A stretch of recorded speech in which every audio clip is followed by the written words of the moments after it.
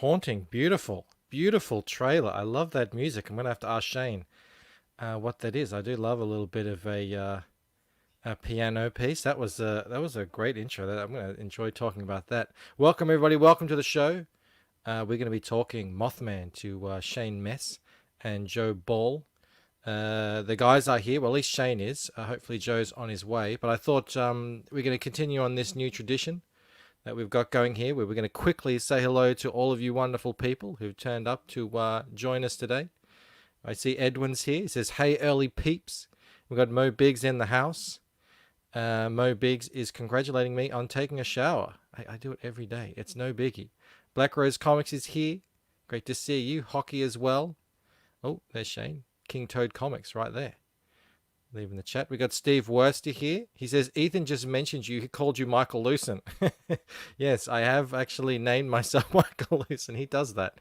He has a tendency to do that, and I'll take it. I mean, hey, if he wants to talk about me, he can call me Michael Lucen. It's good branding. VIP is here. Great to see you. I borrow ideas. He's accusing me of bringing on the creator of Mothman just so I can shill the Lucent. Never would I do that. Back the Lucent today. Still in demand. VIP. Did I say hey VIP? I think I did. I'm losing my mind. Blue is telling everyone to go and thumbs down the comment that I left in last night's stream where I said, no spoilers. Don't tell anyone before they watch the video what my golden rule of Comicsgate was. It was so well received. Everyone loved it. Oz Great Sage is here. Great to see you. Who else? Boogiebot Comics. He says, hello, yes, hey, howdy, whoa, ahoy, howdy, hey. Easy, Boogiebot. Thank you so much. I hope Robert's doing well. Skip Edwards is here. Says, how we going? Going all right, mate. Going all right. Can't complain. Felix Hass. He says, how the sexiest chat in CG. Absolutely. I think we're getting through here now. Todd's Truth, Mr. Struth himself. He's saying hello to everyone. No jokes. Definitely no jokes. We can't do that. Vilned says the Jack Show is always late.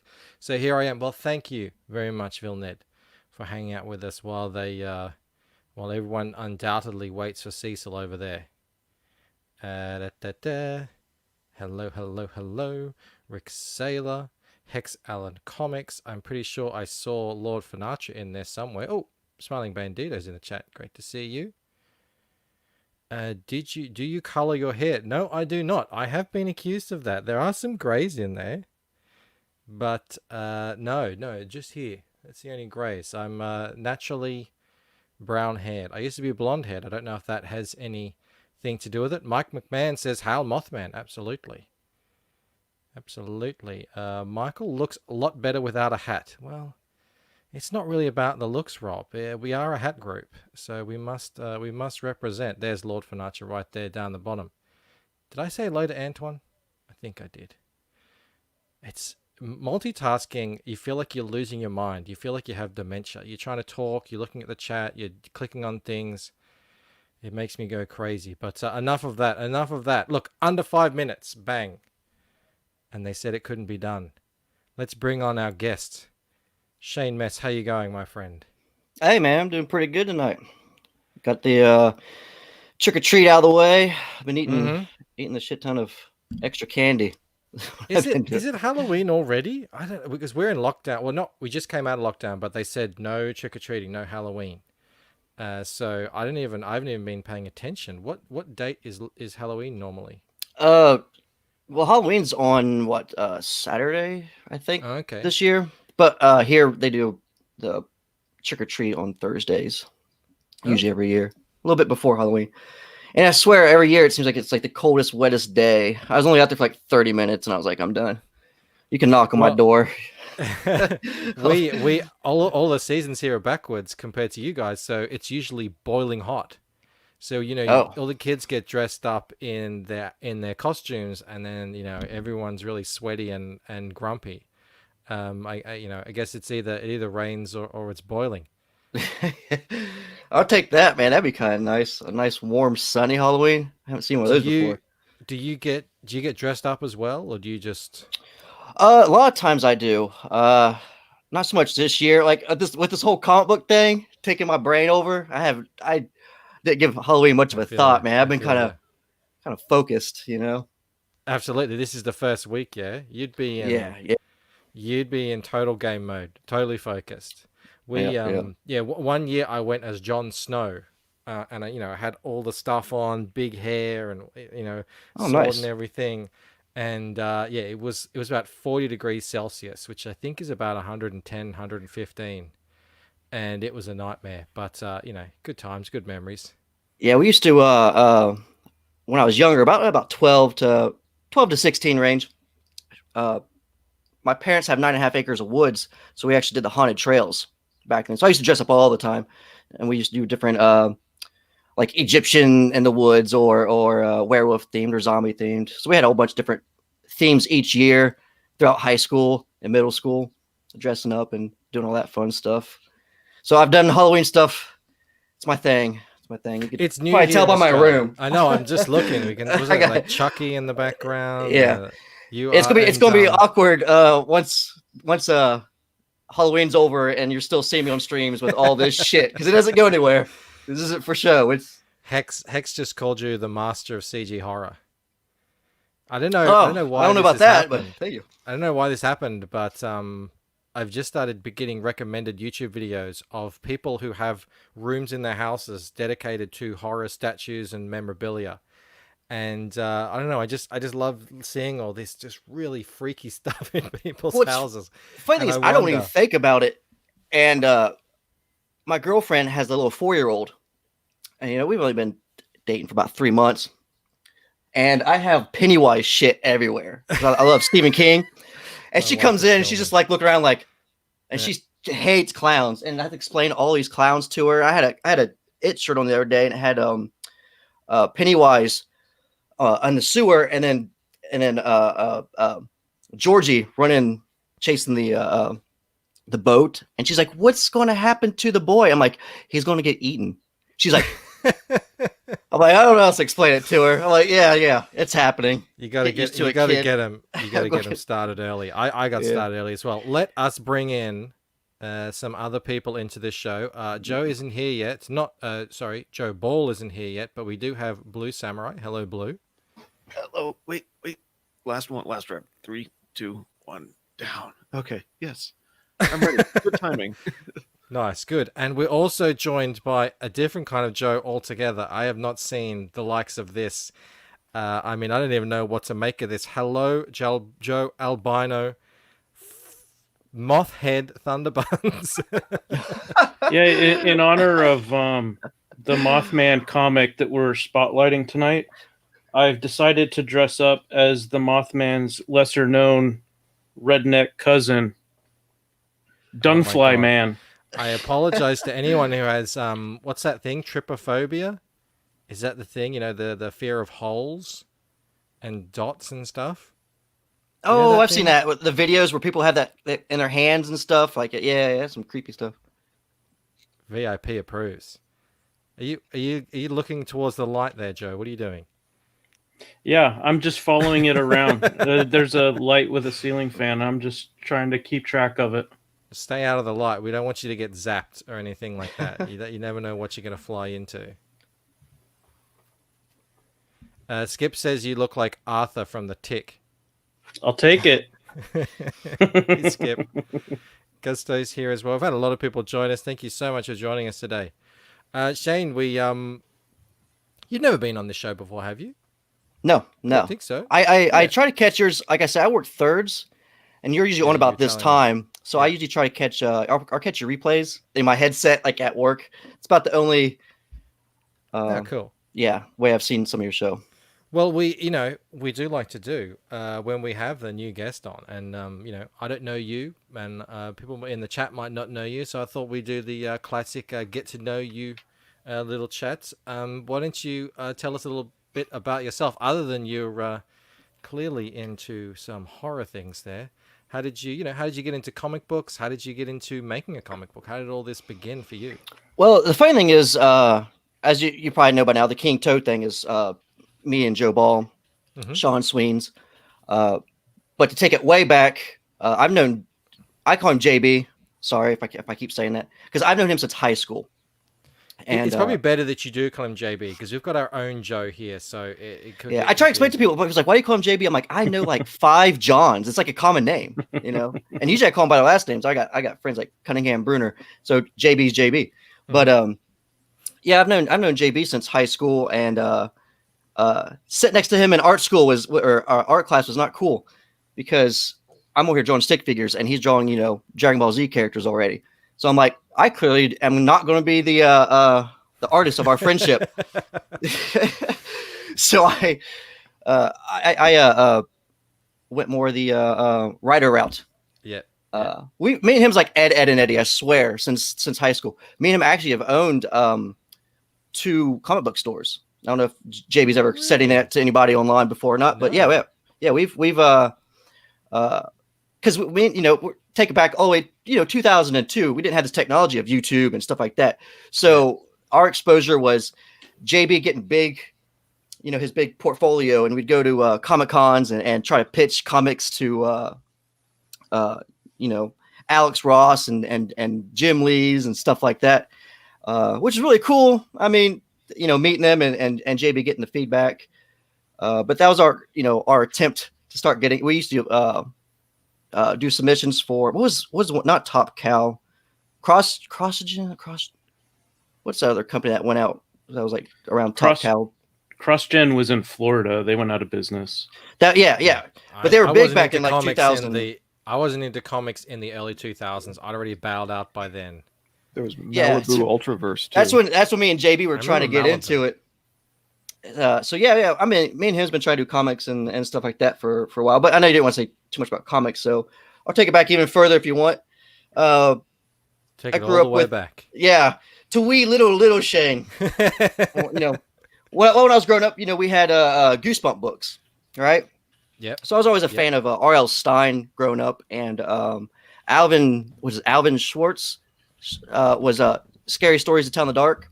So I always just loved those collections of short stories, And growing up, I always just it's kind of my dream to do that. So I actually, before coming into this realm of the Comics Gate and the indie comics, I was actually doing short story books like Goosebumps. I actually have 2 of them out. JB did the art for those, actually, the covers. And he approached me about this. So I don't know, I've always just kind of had somewhat of a feed to write and create, and saying inspired by stuff from the Goosebumps era and Tales from the Crypt. Grew up. Did you watch horror stuff way too early? Were you like me? Yes. Yeah. My It seems to my be a parents thing, did not doesn't care. Yeah. I don't think it's going to happen with my kids, because my wife is just not into that at all. And I remember, being way too young, watching all kinds of scary movies, proper horrors, slashers, thrillers, like things like Predator as well, even The Exorcist, and they would wreck me, absolutely wreck me. But I would keep coming back, and I don't know why that is. I don't know what the psychology is behind that, but I don't either, because I find it all fascinating. But you ever like wake up in the middle of the night? What do they call those? When you can't tell if you're asleep or not, and it's almost like you're living that moment. yeah. And the dream's scaring you, and you almost think like a ghost is there, and you're thinking, this It can't be could real. be like sleep paralysis. You have Yeah, like yeah, hallucinations and you can't really move and yeah, yeah. it's really You have intense. those moments, and you think like you're being haunted. You're like you never want to experience that again. But then you're like, it's kind of cool. It's kind of cool. Maybe It's I do want that. exciting. It's exciting, right? Well, I think I put it down to when I was younger. I just was like, can I watch this? I mean, this looks really scary. Can I watch Hellraiser? This looks like it's gonna really do me in. And but then you kind of get through it, and then you need something even scarier, to keep pushing Mm. you. My brother got really big into it, and his room looked a bit like yours. It's just like full of weird, scary things. And he was the only one who had a TV in his room. And I remember one night he was out. I was, I would have been like 20 years old or something, and I was in there watching TV, probably like having a midnight snack or something. And it's all dark and it's midnight. And then there was an Edward Scissorhands doll, and it just started going. And I was like, "What the?" You have that moment where you're like, am I in a like what the fuck is happening here? Yeah. And then you realize, oh, that's probably supposed to move, and maybe I like triggered something. But there was a moment where I was freaking the hell out. Yeah. Well, see, way back then, like, I'd say all up to about 5th grade, I lived in a little small town, Sabina. It's not too far from where I'm at now, but that house was haunted as hell. Like, so like early on, I had like all that supernatural shit going on, So some of it, I might be able to play off now as being a kid. Maybe my imagination went crazy on me, but it always had an impact on me. So when people's like, there's nothing in that basement or nothing like that. But when you're a kid and you're kind of exposed to some weird shit, you're kind of like, nah, man, there's something down there. I'm one of those guys. As much as I love the horror stuff, I'm still one of those guys. I turn that light on before I go down to the basement because my parents. I grew up. My parents were like into Native American stuff. I did a lot of. We had this place near us called Pioneer Village, so we did like Native American stuff, reenactments. I gotta be part of all that type stuff. I don't know if that's still a thing anymore. I don't know if people still do all that. Oh yeah, they do. Do they? Okay, yeah. Yep. I haven't been in that scene for a long time because I was younger, and but they were all into that type of stuff, and then they got more to like the spiritual stuff. So I don't know what the hell my parents like. You don't know what they do behind closed doors, Like I think they were summoning shit or something because man, that old house, like it was haunted as shit. I had this. I don't know if you want me to tell stories or not. If I'm just rambling on to you, Do it. No, I figure it's trick or treat here. I'm on a Halloween mood, so fuck absolutely. it. But hey, we're not gonna get this stuff from your campaign page. So bring it on. Give us whatever you got. Yeah, I mean, people get kind of burned out of that shit anyway sometimes. But I remember one distinctly. I don't know if it was after a birthday or some type of party, but I had a balloon. Me and my brother had bunk beds. And I was on the top because, as the older brother, you fucking demand the top bunk. So I was on the top and it had a balloon. I remember waking up in the middle of the night and just seeing that balloon sitting there. Also I saw these like shadows going across the ceiling. And it's so weird because as a kid, you think you'd be more scared of that. Because in the movies, the kids always kind of freak out and the adults are the ones who are like, But older, if that happened to me now, I'd fucking piss my pants. But so the shadows are all moving, and little wee Shane sitting there with his blanket, just kind of staring. And then all of a sudden, like the shadow actually came down and hit the balloon, and the balloon went, boom, and I lost it. Did my usual man? Yeah, I rolled out of that top bunk, and just boom, hit that ground, and did the whole run to your parents' bedroom. And of course, most parents are normal and like, hey, that was probably just your imagination. My parents into that type of shit. They're like, them damn ghost, Shane. I'm like, yeah. You got demons in your bedroom. Yeah, You better sleep in our room tonight. My parents did not help that situation. Yeah. We'll sage it tomorrow, Shane. You'll be good. Yeah. That's We'll what call the exorcist. Just wait till you meet the shadow people, son. yeah, right. Shane, do you ever get tempted to really mess with somebody? Mess with somebody? Yeah. What do you mean? What do you mean? Okay. If you don't sense the pressure changes in on your eardrums, which can happen if you make 10 or 12 hertz too loud, get a subwoofer, probably a 12-inch or greater, and pump through it something that people can't hear. You probably need a computer to do it. So you go below 20 hertz. I'd say drop down to like 15, but not too loud. And it gives people the sense because it messes with their eardrums. It gives people that spook on the back of the neck feeling because they can feel it, but they don't know they're feeling it. And you just quietly turn it up until people start reacting. That's why some houses people think are haunted. That it's really just it's old. It's got drafts and stuff. It's like this infrasound, low frequency stuff. man. So you can screw with people. It's really great. Paranormal Activity did that with the movies. Oh, If you actually went and saw them in the theaters versus like at home. I mean, you can probably still notice it at home when you watch them. But you ever notice before the jump scares happen, they had that weird sound. Yeah. It's like I don't know. Yeah, I can't explain the sound, but it gets that tingling going when they kick it in, and then something usually moves in the background, and I don't know. I watched a thing where they talked about putting that sound effect kind of well, thing. if you have a son in the future, teach him this for when your daughters have like a sleepover or something. Yeah. Yeah. We watched a thing the other day.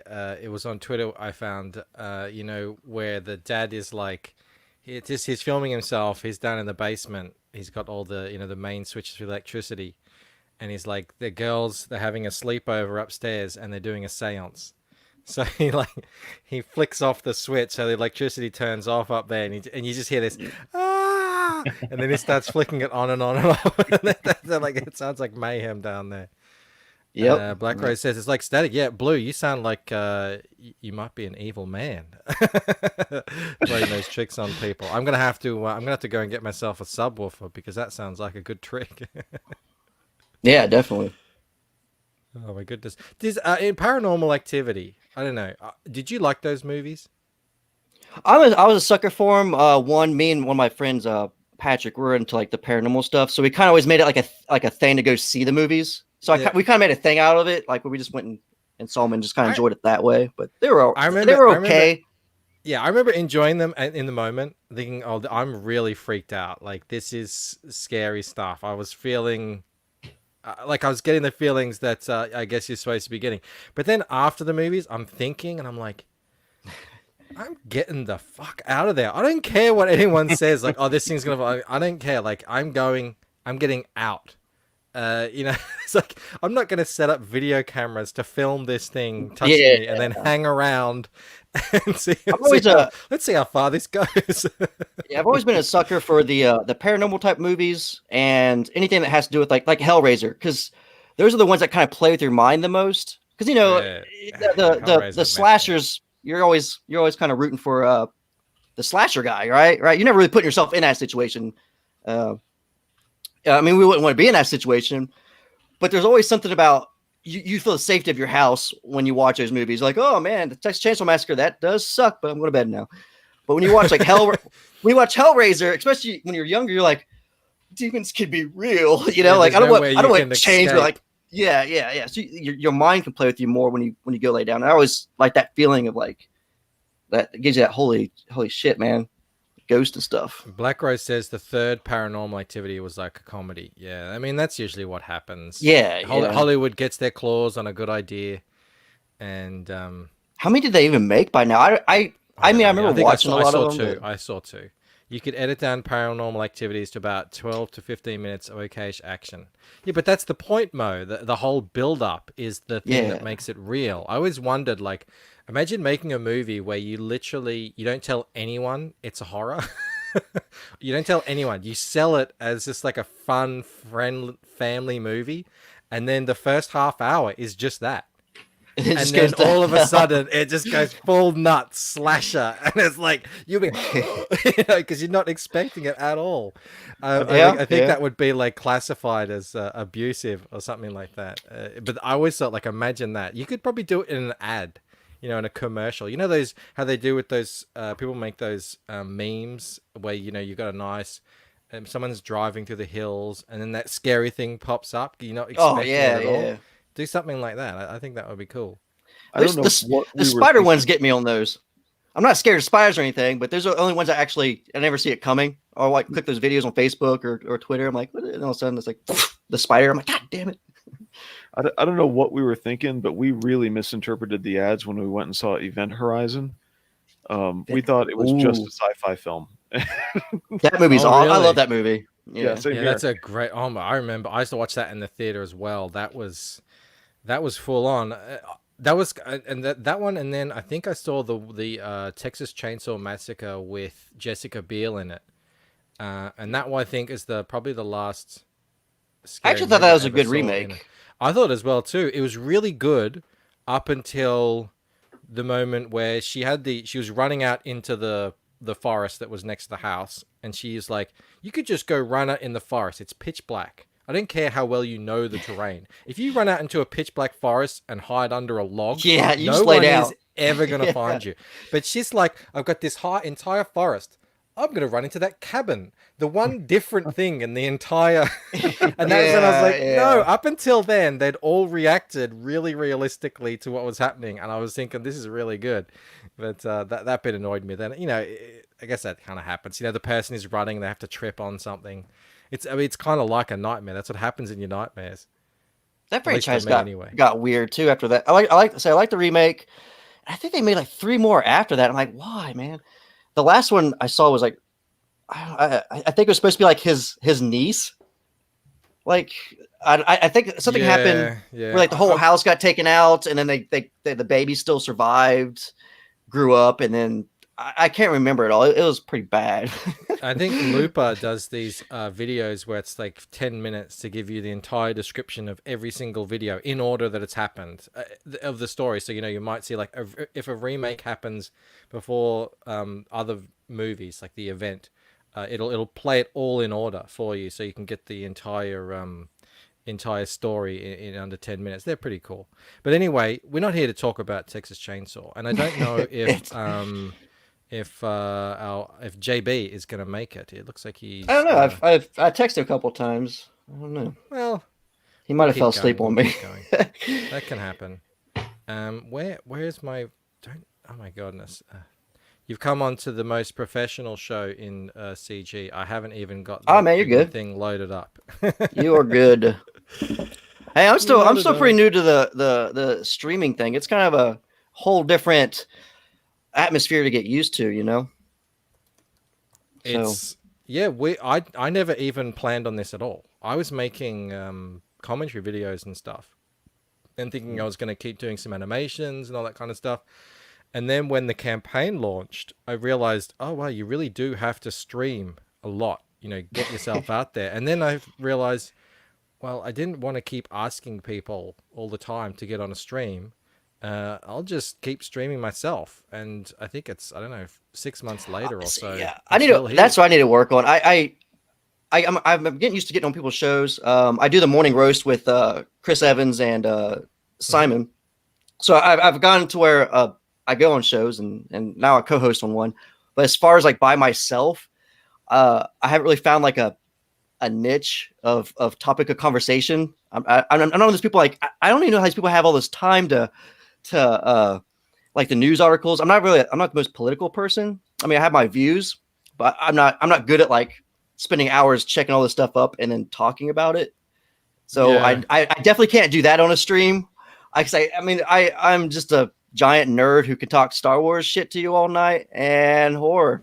Well, that's the thing. Like, I don't think you should do anything that you're not interested in because Yeah, yeah, everyone's going to realize it. The chat's not going to turn up and engage with it if they see you're not exactly. actually passionate about it. I mean, this works perfectly for me. I love comics. I love indie comics. I love Comicsgate. I love hanging out with people. I love meeting people such as yourself. So it all works out. Other people, they get into like what did Tug get into? Just talking about Amber Heard. That's his thing. Great for him. It's not for me. It's Yeah. doing well for him. But if you don't care about it, then yeah, you're probably not going to do well with it. You just got to find what you're into. Rick says, I bribe with Foster's. Only that one time. Only that one time. And Joe is still trying to live it down. I mean, he couldn't even come on the stream the last couple of days. And it's probably complications that I think arose I think it was a Foster's flashback. I due didn't to want to that say stream. it the other night, but I'm fairly certain now that's what it was. Joe wakes up in the middle of the night. He's like, oh, it's so metallic. It tastes like piss.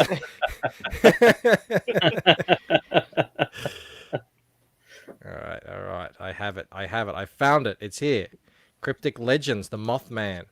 Um, you got to tell me about the Mothman. I don't know anything about this. I'm coming into this 100%.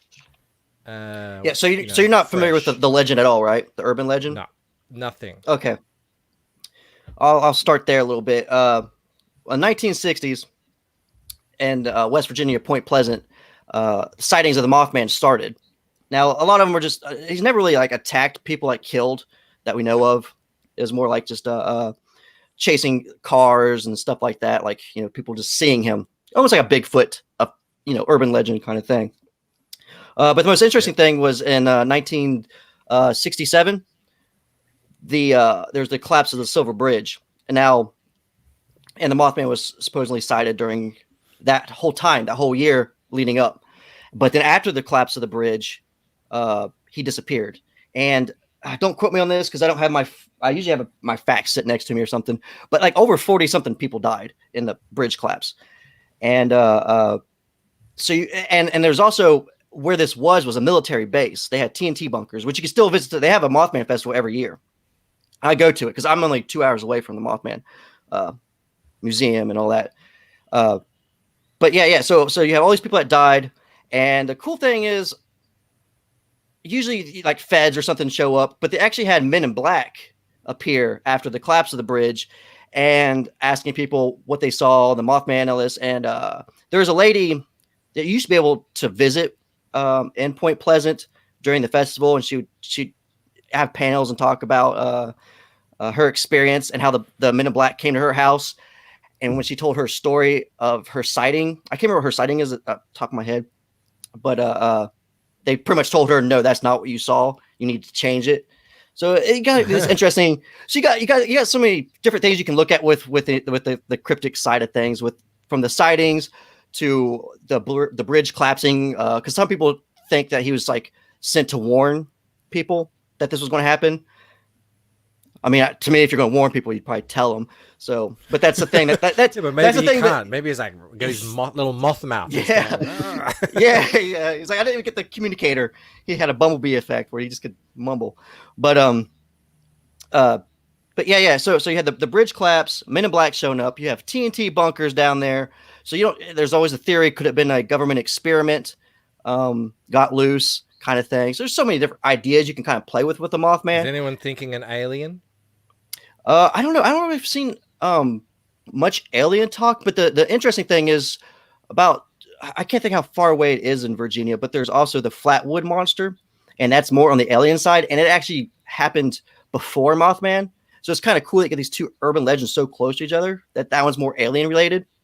So I don't know. You never know. Maybe Mothman's. It was this. This was the year where 2020 is so insane that this is the year that the government officials in the US came out and said, yeah, we are actually investigating the aliens and stuff, alien stuff. And then the contractor came out and said, the stuff that I've looked at is not of this earth. It's technology that's not of this earth. And that came. It was a bit of news for a couple of days, and then it disappeared because this year is so crazy. Like 3 years ago, I would have heard you tell this story, and I would have said, that is really cool. That's a great topic to, make a comic on. And that would have been it. But now I'm thinking, oh man, like, what is this? What are they hiding from us? Yeah. Totally on board. Well, I mean, who knows? It could have been a government suit as well that they were testing, because, stuff from the 60s. If somebody had like a G.I. Joe outfit on in the middle of the night using gliding technology and infrared goggles, that could pass off. There's so many different things. Felix says Mothman was a psychic projection. And Rick is asking, is it like Chopra? What's that? Chupacabra. Chupacabra. Yeah, Chupacabra is a. Where's that supposed to be at? That's like a Mexican thing, right? The Chupacabra, right? I think so. Yeah. Rick says it's actually Nancy Pelosi in her true form. There you go. But yeah, you'll never be able to vote her out. They had a movie. I have it somewhere. Richard Gere was in it, and 90s, I think. Yes, now. Yes. Yeah. I never watched it, obviously. That's more of the psychic kind of thing, where it's like more spiritual. So you don't really get a Mothman. Like he doesn't really appear in it as much as like a phone call, like voice thing comes over. I think you get like one image, like a flash shot of a face. But other than that, They play on the warning, like angel type thing or Black something. Rose wants to know if you're going to extend out and do the Jersey Devil or Chupacabra. We do have plans to bring on other urban legends. I don't want to say which ones yet, but we do have plans for more. Yes. Take back Chupa. Oh no. That's funny. That's funny. He's like he has some really engaging lectures. He comes out. I'm real, and I'm here to tell you about the mainstream media and how they're lying to you about the Democratic Party. All right. Well, let's get into looking at this campaign. First of all, the art is very it's very striking. Now, JB isn't doing the art, is he? No, he's just doing the Halloween print for the first one. You've got. I think he's been talking that he wants to add a couple more pieces to the campaign, so we'll probably get something here soon, just to add on as a just to add on. Yep. Now, you've told us a little bit, but you told me. I mean, I'm guessing a lot of people know about this, but me being in here in Australia, the Mothman hasn't reached me yet. But how does your Mothman work? Are you sticking to the facts, or are you kind of? We're still having it in West Virginia, but I'm a big fan of like Creature of the Black Lagoon. I grew up in the '80s with the Jason Voorhees and the Texas Chainsaw Massacre and stuff like that. So I kind of wanted to give him more of that monster feel than just like the Whisper in the Wind kind of alien. Yep. I want to take it from the alien thing and just bring it more into that more of that physical being of like his presence is there. He's chasing people. Bad things are happening. Time to give him the old comic book treatment. Yeah. So I definitely have it. I enjoy those type of stories in horror where you're more for the bad guy, getting his people, like what's going to happen to this guy or this woman or, so that's where I kind of wanted to take it. Because like I say, for being around here, I'm so used to the Mothman stuff that I've seen all that kind of stuff. I even with the design, I'm so used to seeing the traditional black silhouette, which is the red eyes. I'm like, we can do something different. I mean, we've seen that a bazillion times. It's see what else everybody else can bring to the table, and that's why even with Preston Azevedo and Carla, Joe Ball, all of I told him, Simon, I was like, just give me your own design. You don't have to copy anybody else's. Whatever your interpretation of the Mothman is. I mean, everybody still kind of went with that comic book, gigantic, sized guy. I'm like, that works. Or, I can deal with it. Let's not degrade this artwork by saying that's Nancy Pelosi's final form. Come on. No, this is great artwork. I can see. Look, there he is up there. Elia's kind of new actually to all this. I actually hired him outside of the little community. See, for me being new, I didn't know exactly who all to contact with and make contracts and all that. So. And Joe's already working.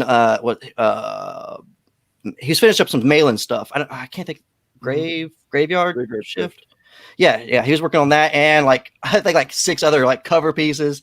Sweens is inking oddity. So I'm like, I don't want to bother him too much. I'm like, hey, find us the. And me being the new guy, I kind of wanted to prove myself that I can go out and find people and get this going. Again, I know. It seems like the standard thing is about 45 to 50 pages for a comic. But being new and testing out the waters with one being horror in it, I haven't seen too much of the monster kind of comics. So I didn't want to go. I want to make sure it's something I can produce, get it done in a timely manner, and people will be comfortable with the price of a new guy. So that's why I tagged it on, a $15 price for 28 pages.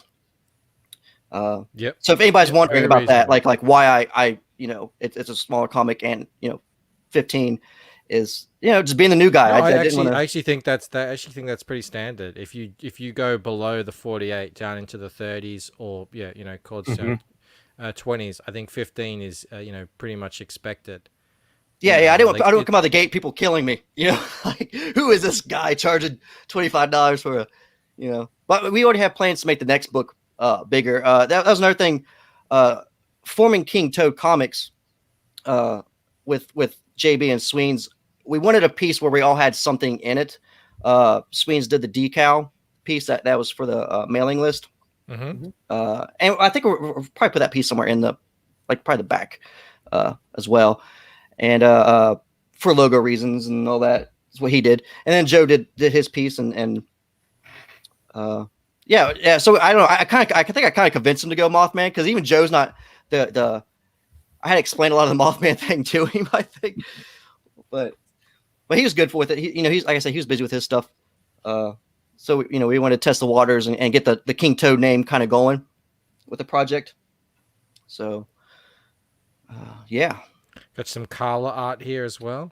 Yep. I actually got the I couldn't help myself. As soon as I start getting art, I wanted to at least get these promos out. So I actually got Cool. hers Hang on, already. bring that up. So every backer gets this.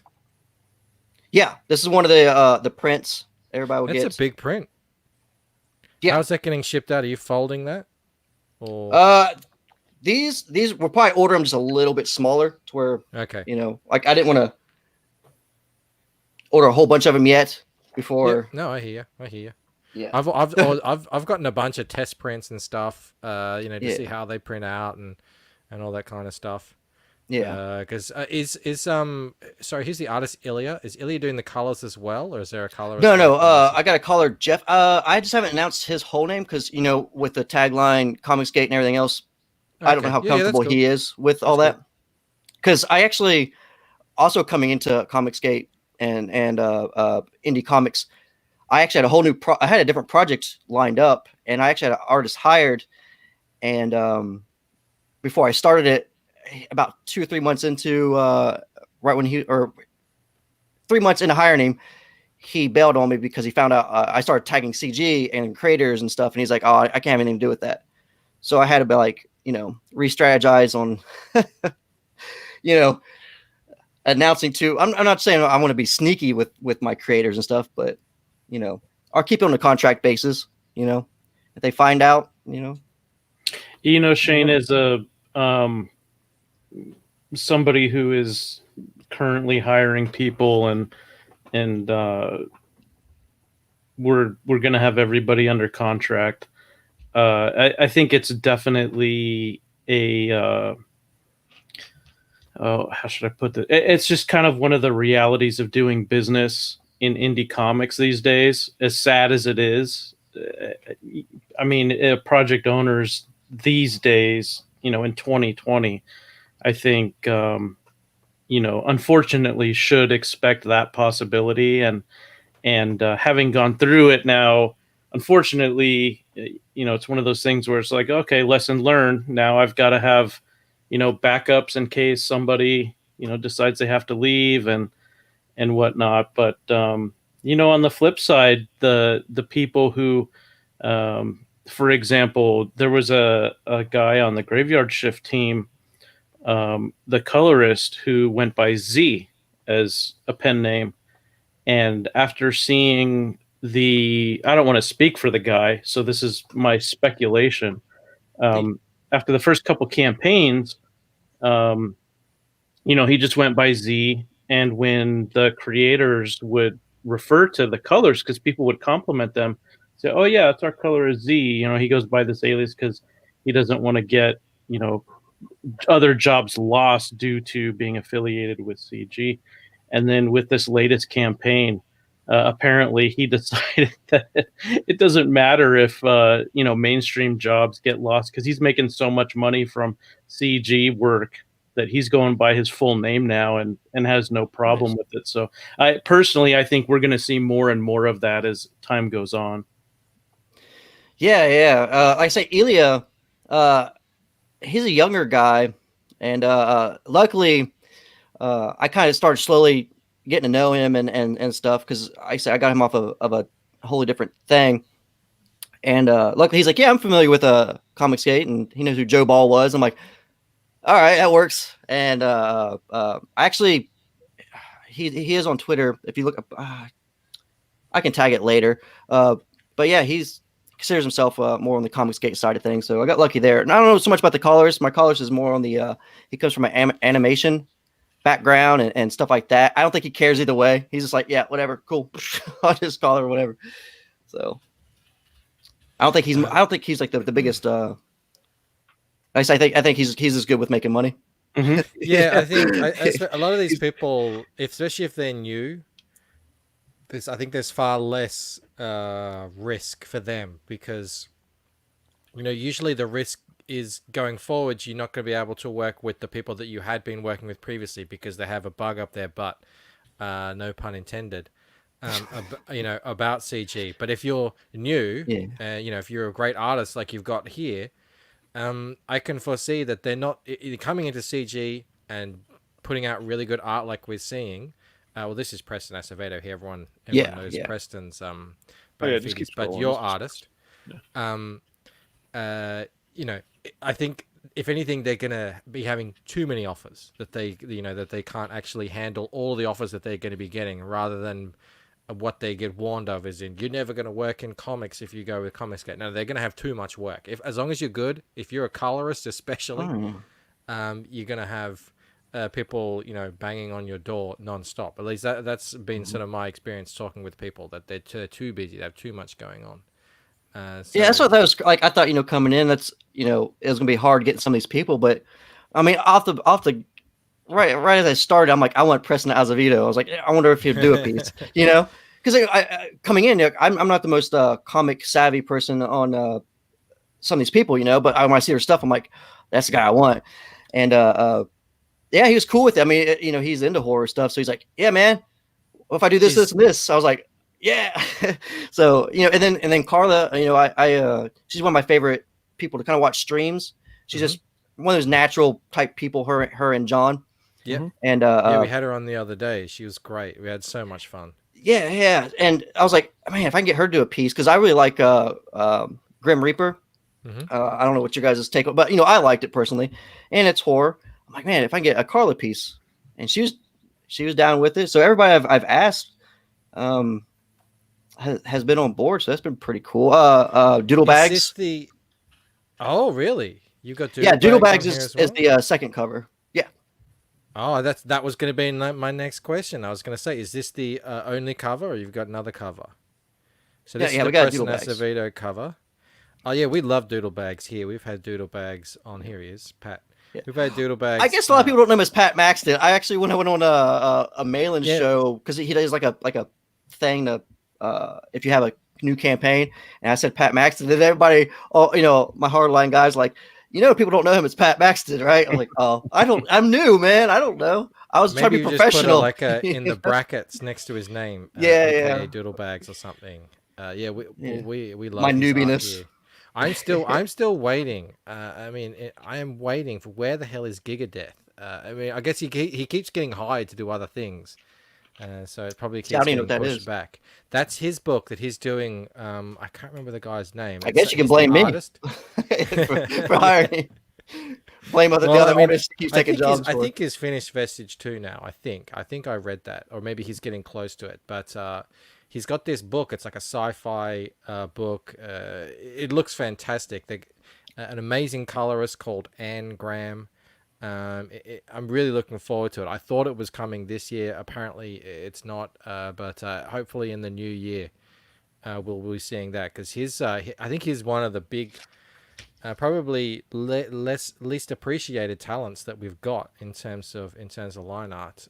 So there you go. There's his cover right there. I'm going to try and zoom in on this. Yeah, no, I kind of put that with like the Carla piece. Look at that Mothman. That's like God mode. the Jesus Mothman. Yeah. Kneel before the moth. Yeah, I was pretty pumped what a with moth that one. is? Do you know what a moth is called in French? Mm-mm. Do you know, Joe Blue? I don't remember. No. I'll tell you the literal translation. It sounds very nice. It's a butterfly of the night. Oh. Oh. Yeah. So how many times that pickup line worked? Well, that's how you ask out I goth chicks right there. Wife. But, yeah, right. Back when I could still remember French, because I studied it in high school, I was romancing my wife, and just to prove to her that French could sound good almost no matter what you said. I said something to her and referred to her as my little cabbage, and she loved it. I'm going to tell something that's very embarrassing for Mel. Well, I don't know. It's more embarrassing for me. But when I started, learning how to say some French words and everything, there was one word that I thought sounded very cool, which was jambon, which is ham. And I would always say, Mel, ma petit jambon, my little ham, and she would give me the ultimate death stares. She hated it, but I loved it. You know what they say, treat 'em mean, keep 'em keen. That's what I always say. These are great. So these are you got two variant covers here. You got the Preston and the Doodlebags Pat Maxton, and everyone gets the print. Yeah, both of them. They get the Joe Ball print and the Carla print come with everything. So yeah, this is a very generous campaign. I think so too. I think but it's great. I think everyone's in agreement. I saw in the chat, first time creators, you bring out like a book that sounds reasonable. How many pages did you say? 28? Yeah. Yeah, it sounds reasonable. It's doable. No one's worried. It's not this massive, undoable campaign. You got amazing artists on it. 15. Yeah, actually, a whole bunch got of stuff. All the pencils done as well. Yeah. We have all the arts Great. done. Half the book's already colored, inked, lettered. So I'm just Elia's working on the second half of the inks right now. Is where I'm at. So Rick is wondering where Smiling Bandito is. He's super busy with his work, but that's all coming to an end towards winter. So he says once winter hits, he gets to handball off all that work to his subordinates. So then he will be back, and we'll be seeing him again and hearing his wonderful input. So at 4,000, your stretch goal is to unlock a Simon Sim Potier card. yeah, he's working on that one. He's posted a couple pics of it. The work in progress. Now this one right here is the Matt Burke one. Mm-hmm. Yeah, from Butch Cleaver. I don't know if you guys Mothman, know what that are you one. doing? I think he was inspired by poor that video. deer. With the deer just don't have any luck in this comment. That video was what is that music, by the way? On that video? You know what? I started messing around when I came into CG. I everybody has like I guess their clicks. I mean, I'm still kind of new on that. Even like am I supposed to tell who's in clicks? I don't know. But I have my friends. Yeah. So I started making little videos. Just as everybody advertises kind of the same stuff. Like they do collages and they're like back my campaign and you see this so many times. I was like, well, I'll start making these little videos. So I just downloaded a couple of free apps and started doing video stuff. And when it came to mine, I was like, well, I guess I'll just use the same thing. And it's just a free song that came in the app that sounded really. I'm sure that's been made by a proper legitimate composer and yeah, probably free to use now. Yeah, because it's the guy's been dead 200 years or something. But that was I really like it, man. Yeah. I dig that you're telling a horror story and you have that really serene music and you're using those clips of the it looks like the very old 20s movies and stuff like that. Where the frame rate is all wonky. I thought that was really clever. I think that was a really good a good trailer for your campaign. And now and that deer was just so serene. And now he's getting his head ripped off by this deer vicious jerky. Mothman. Yeah, Mothman's just not having it. Oh, well, I mean, Mothman's hungry. He's got to eat. He's not. It's not like he can walk into a Burger King or anything. Yep. But yeah, I was glad to get Matt Burke on board. He's like me. I believe he's kind of on the new guy side of things. Mm-hmm. And he's another one I just kind of reached out, man. I mean, what does he go by on here? Metal something. Metal. He's always the Brewski. Metal movies and brewskis. Yes. All right. See, there you go. That's how I know him. See, this is the thing that happens. He's in the chat a bunch of times too, and we've had him on the show. He's a great guy. He's really cool. I remember we had a lot of fun with him, and his book, looks really cool too. And it's a very interesting idea. Yeah, that's the thing, man. Like some people I just wanted to work with because of who they are, like their personality, and like I say, he's kind of, I don't know, laid back and like we DM a little bit and stuff. I'm like, oh, you know what? Fuck it, let's hire him. You know, try to get as many creators like as I could on board. You know. Rick wants to know: does this book contain any ass titty? I can No. see a little bit of. I mean, there's a little bit of midriff there. Is that good Yeah, enough? that's about as. Got some thighs going. I mean, are you a thigh man, Rick? We got some thighs here, some midriff. I don't think you can complain. At least she's not getting her head pulled off.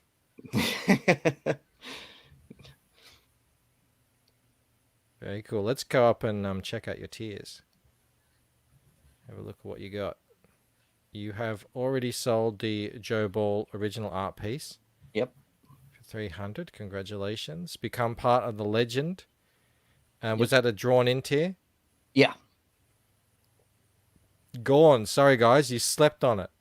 Too late. I was surprised. I was like, all right, sweet. Gone already. I'll take You it. got 6 original art pages. So is I'm presuming your artist is a traditional penciler? Yeah. I don't know if I put in there that they will be. They're inked. They are inked. Okay. Okay. Yeah. They are traditional pages. He's inked over them. Black Rose says the only fan service here is the Mothman abs and biceps. Yeah, maybe you need to go find the ladies and say, hey, do you like your men beefy and built, and do you mind if they have a giant moth head? I guess. Mothman Mania, what do they get in that for 25? That's both covers. Okay. Yeah, cool. that one's Yep. really generous. You're basically 15 for the first cover, both include prints included for one book. Just throw on the second book for 10. You know, that's pretty Yeah, cool. yeah. Yeah, and that's really clever too, because people are used to paying 25 on a CG book. So it's not like people are like $25. How dare you? You know, it's like no, this is $25. You get the two covers, and we've seen they're both amazing covers. And prints. And prints. Yeah. And there's gonna be little cool little knickknacks and stuff that come with the campaign too, but nice. We do like knickknacks. Yeah, little things.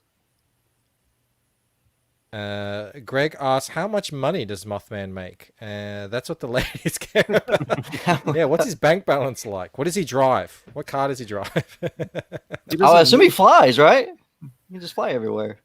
Yeah, he doesn't make the money. He just steals it from the clothing of his victims. Yeah, he takes those deer hides and makes raincoats out of them for people. I don't know. I do apologize. I had it set in Australian dollars, as I always do, which freaks people out when they see the increased money. Yeah, I also set it really low too to the I'm pretty much just trying to get to where I know I'm covering shipping and handling. Like I said again, I'm new, so I didn't. $3,000 sounds a comfortable amount for me to reach to make sure I get everything out. I guess. I think that's what I set mine as well. $3,000. I'm pretty sure, because that way you're comfortable. You're not stressed. You make that $3,000. You'll be able to put the books out and ship them, no problem. When it's lower than that, the person is like, okay, so they're obviously putting up money up front. To get the books made, to get the books printed and sent out. And then of course you got the people who know they're going to be making heaps of money, so they can put it. I think the lowest we've seen is 350 Australian. Who did that? I think that was Rob Arnold did that. Because yeah, I didn't realize you could get it that low.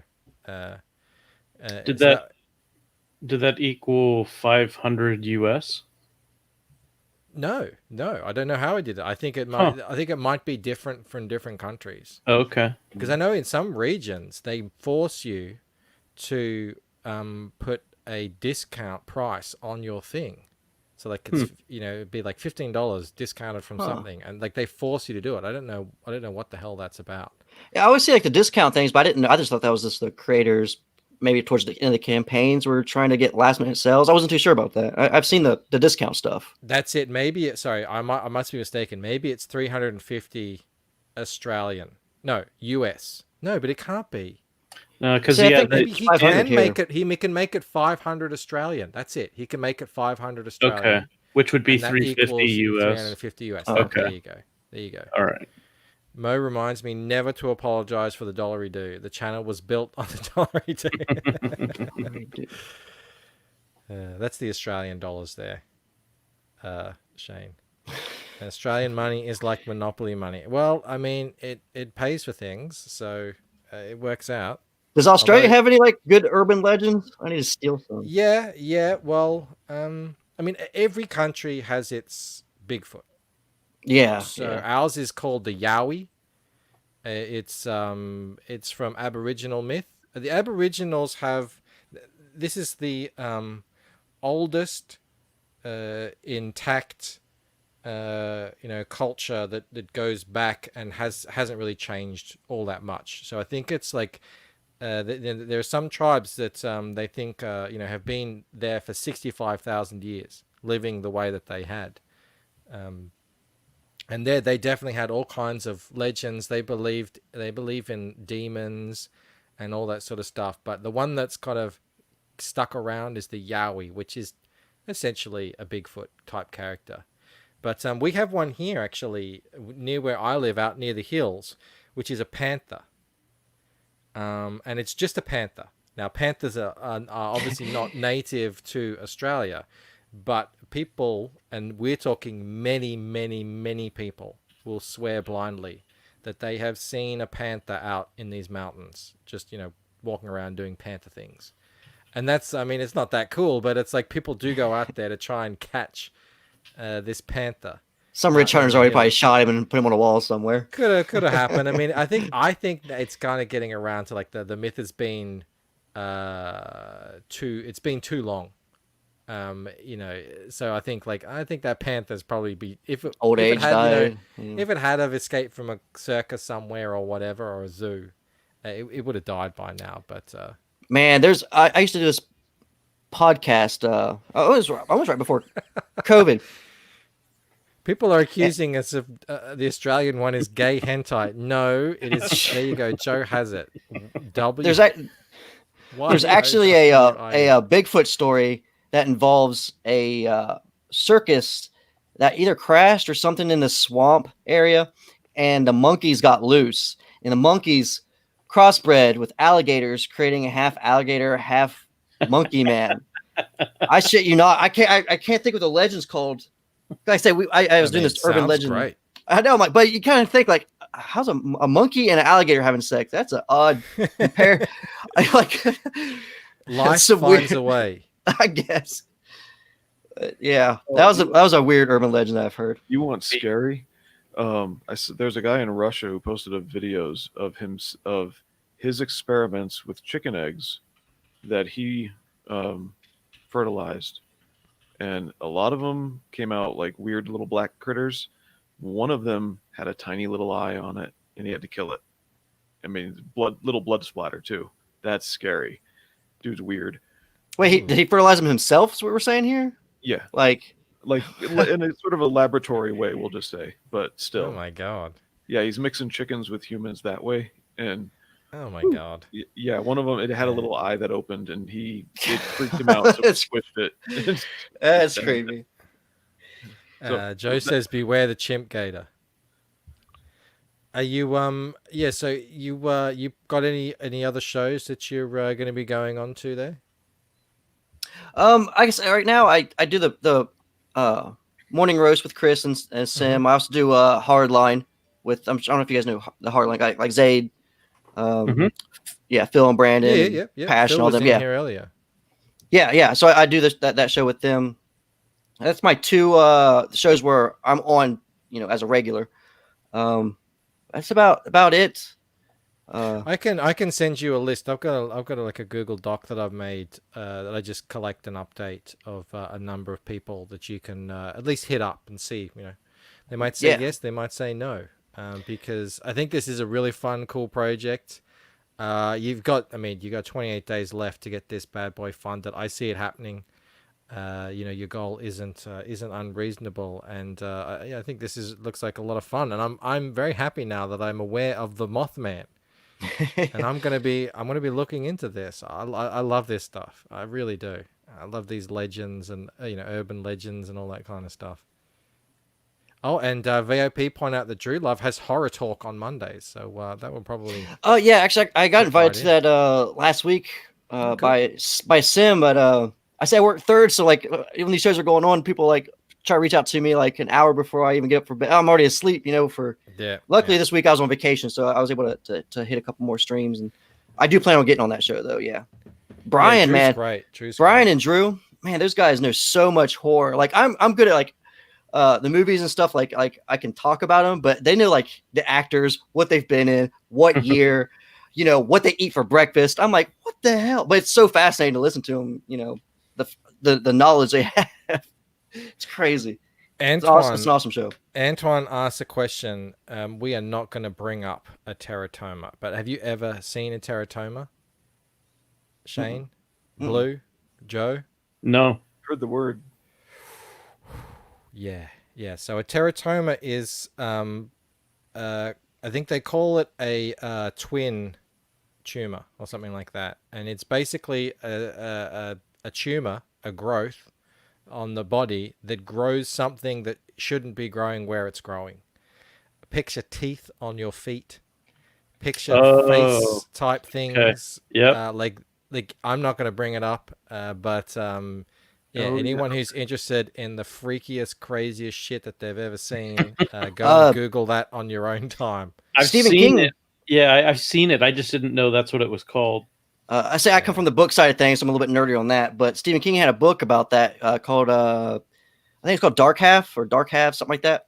And it's actually about a guy who had that was a twin that was in his brain, whatever. It's just a small thing. He had it removed, and years later, it actually morphed into a being by itself, and it came back to because it wanted to be the writer. Because the guy was a famous writer. If you were a horror crazy writer shit. and you saw this, you'd be like, "Oh yeah, I got to make a story about this." It's freaking yeah. Stephen King did it. That's for sure. There you go.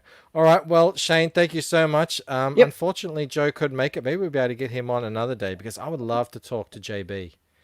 He'll probably text me like 2 or 3 in the morning. Like, sorry, man, I fell asleep. That's all right. We'll, he did have him on another time. Yeah, he had his kid out trick or treating earlier today and stuff. So I have no idea.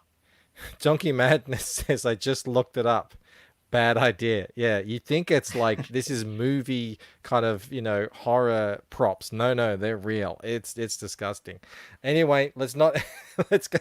Everyone go check out Mothman. I think it's a great looking campaign, and Shane is a cool guy. I like his background.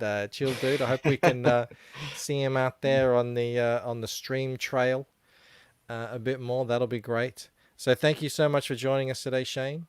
Yeah. And Joe and Blue, always a pleasure. Sorry, I took up all the talking there, guys. That's what it's for, Shane. That's what it's for. That's why I invited you on. Blue was like, I didn't say shit. I said 2 things. Thanks, Shane. I'm not supposed to say more than 3. Blue's here every night. Is he? Okay. So okay. Yeah. It's all good. It's all good. Don't worry, they're sick of me. It's fine. I didn't want to say that.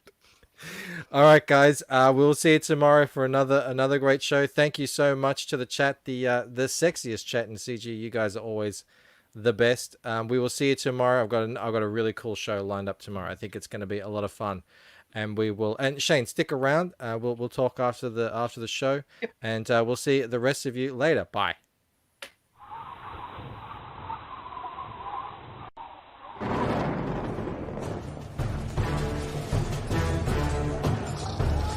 "20 billion years ago, as the Second Age gave way to the Third, one last great war raged between Satana's forces of cruel chaos, who had ruled for a sliver of eternity, and the forces of order, who sought to remake things anew.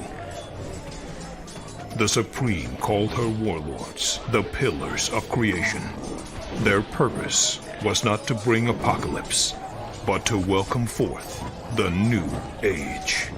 Over time, their true purpose would be forgotten, for such is the fate of legends, and only their names would be remembered. War, famine, pestilence, and death.